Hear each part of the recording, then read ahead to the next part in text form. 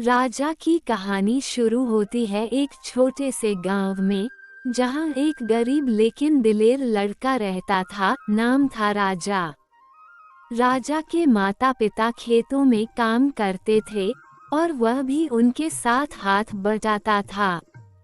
लेकिन राजा के सपने बड़े थे।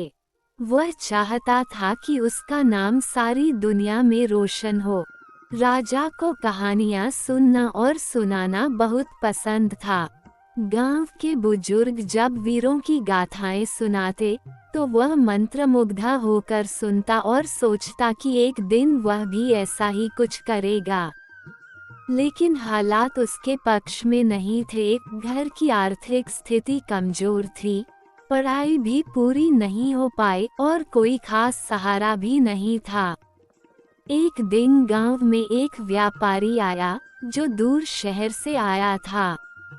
उसने राजा की हिम्मत और ईमानदारी देखी और उसे अपने साथ शहर ले जाने की पेशकश की। राजा के माता पिता पहले तो घबराए, लेकिन राजा की जिद के आगे झुक गए। शहर में राजा ने खूब मेहनत की। पहले एक दुकान में काम किया, फिर अपने हुनर से छोटा मोटा व्यापार शुरू किया। धीरे धीरे उसकी मेहनत रंग लाई और वह एक सफल व्यापारी बन गया। लेकिन उसकी असली पहचान तब बनी जब उसने अपने गांव के लिए काम करना शुरू किया।